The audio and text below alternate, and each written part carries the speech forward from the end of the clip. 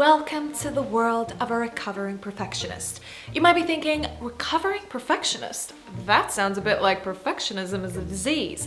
Well, it might not be a disease, but given the right circumstances, the right personality type, and our current demanding, fast-paced lives, it can definitely become a problem. So before I pass on the mic to the calm and casual Ylva, who will share her story as a recovering perfectionist, let me take you on a little tour where we explore how it actually feels on a daily basis to be a perfectionist.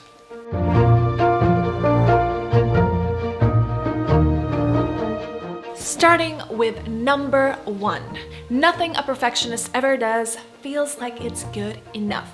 Just cleaned your house? Well, you could have cleaned the windows. Just ran 20 kilometers? You could have ran 25.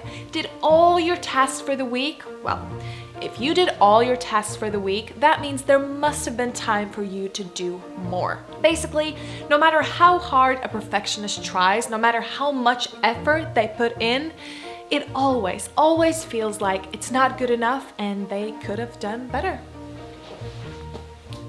Next up, we have the scolding and judging. Perfectionists are highly critical of themselves. Because of their natural tendency to strive for perfection, they're quick to notice little faults and details that they're not okay with.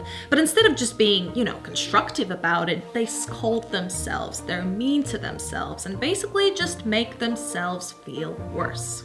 Number 3, the all or nothing thinking. Oh, I love this one. For a perfectionist, either everything is perfect or everything is a complete disaster. One tiny little detail doesn't look like it should in your outfit, done. The day is ruined. One dish isn't washed, the house is a complete mess. Basically, for a perfectionist, there is no middle ground.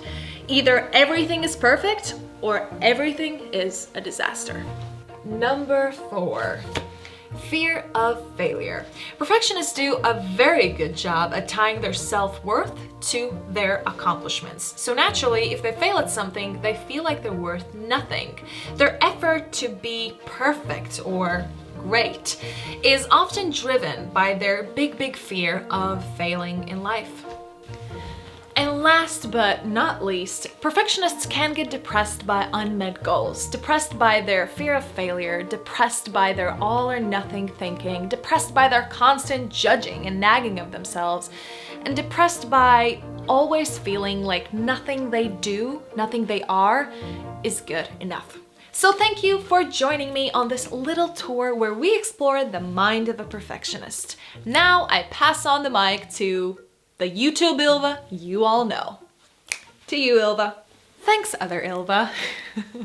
Hi guys. Yes, today I will be talking about perfectionism, but more so why I have decided to break up with it and will probably continue to break up with it for the rest of my life. Basically, I've come to a point where I've realized that it's no longer serving me. To be quite honest, I realized this a while ago, but it just takes some time to really let go of old habits and change your behavior if you're used to just doing things the way you're used to and you have been doing them for a really long time. So I thought, okay, why not show you the mind of a perfectionist? And that's what that little intro was about. The world of perfectionism can sometimes be really glamorized and uplifted, and don't get me wrong, there are a lot of amazing things that come from perfectionism, but I kind of want to challenge the whole concept and say that the determination and motivation and all of the great things that come from striving to be perfect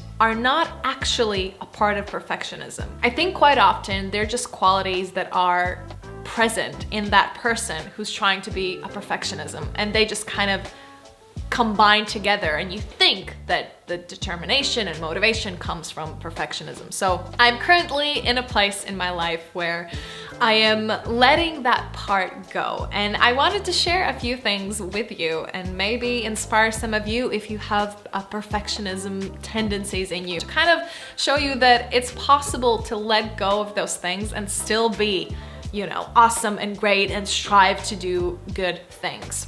I read an article when I was researching for this video, and it kind of compared perfectionism, or people who try to be perfectionists with high achievers. I find it so interesting that perfectionists, and here I'm talking purely about myself, have a tendency to think that perfectionism and quality where you're achieving like really great things are kind of the same thing. The article kind of showed that although perfectionism or perfectionists try to be great at everything and try to kind of be perfect at everything, they often end up feeling worse. Like they often end up feeling like they have nothing, versus high achievers who have a completely different mental space, but they're still determined and motivated to reach a lot.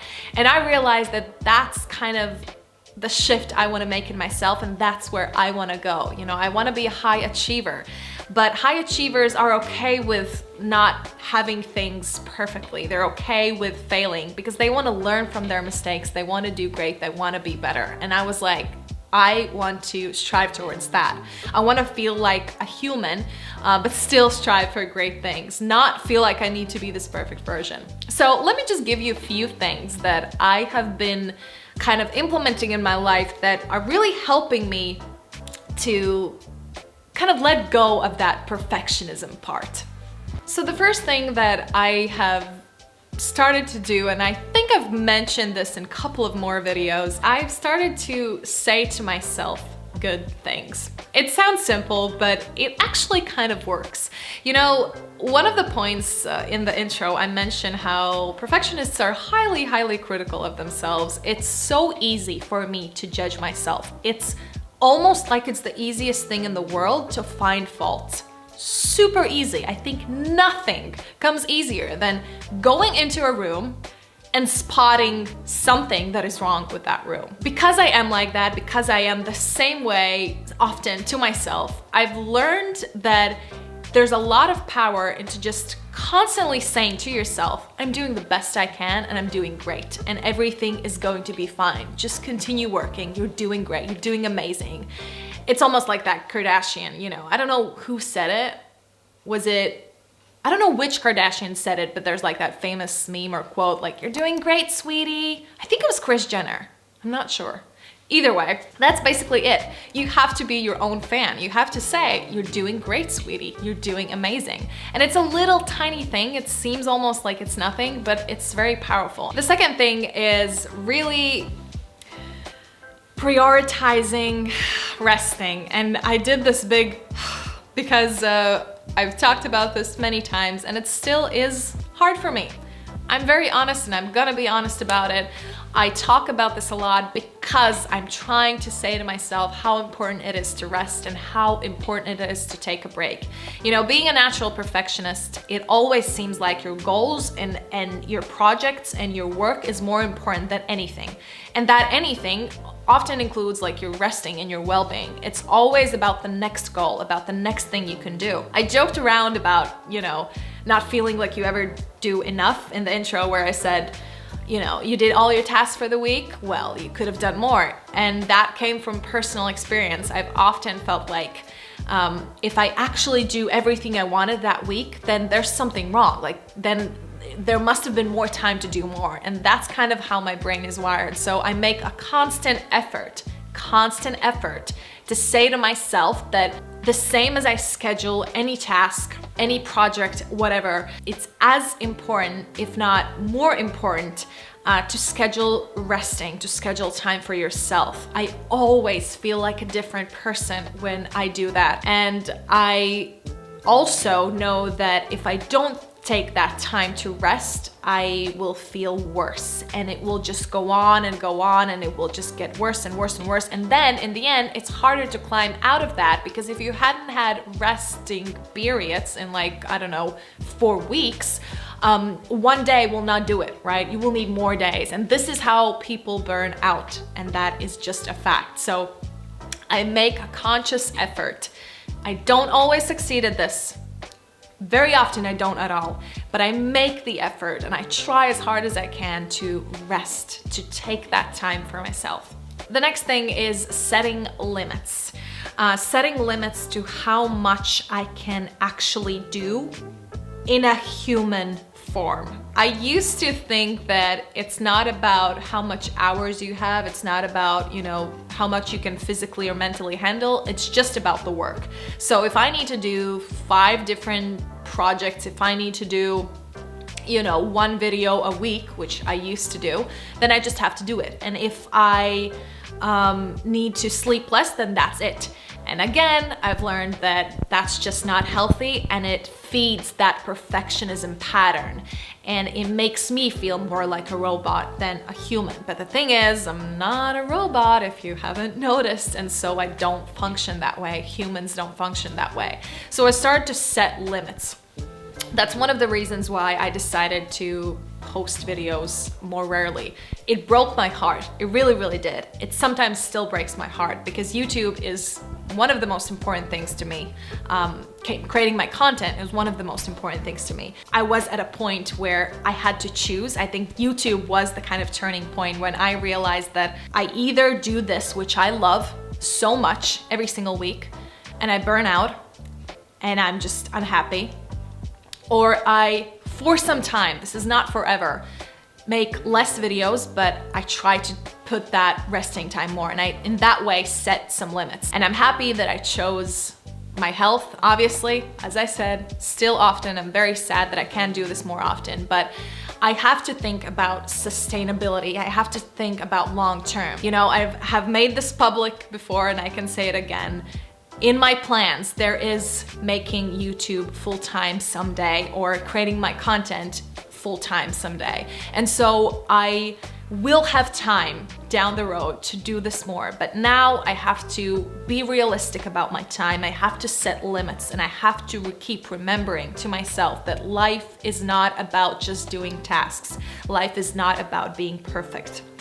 If anything, there's a lot of beauty in making mistakes and learning from them. And these are the kind of positive things I'm saying. So yeah, the third point is about just setting limits and being realistic to yourself and not being critical about those things, but being actually kind of proud that you can set those limits. And then fourth, and probably most important point of all these 4, is I have been working on my confidence. It is no secret, but maybe to some of you it is a secret, that perfectionism comes from being self-conscious, because you have this belief that you will be accepted or loved when you're perfect. Obviously, for each perfectionism, this comes in a different form. For example, there are areas where I'm very, very confident and I don't care what people think. But then in my success, I've obviously have created this, I don't know, belief in myself that my confidence is tied to how much I achieve. And if I don't achieve then those things, then I'm nothing. That's why this last point is about just working with my confidence and rediscovering who I am outside of perfectionism, and rediscovering that, as I said, motivation and determination are not things that have to be tied with being perfect. You can still have those things and not strive for perfection, but strive for just being better and doing better. And so that's basically it. I just want to leave you with another quote. I don't think it's even a quote, but I read this while I was researching, and it said, "A good antidote for perfectionism is self-compassion." And I loved it because it is so true. When we're being perfectionistic, we're being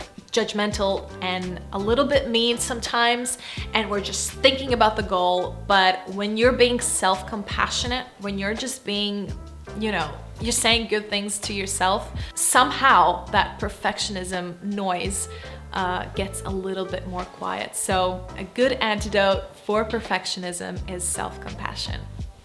That's about it, guys. Thanks so much for tuning in. Thanks for watching this video. If you liked it, press that like button, hit subscribe to see more content like this. Have an amazing day, evening, week, and I will see you next time. Bye.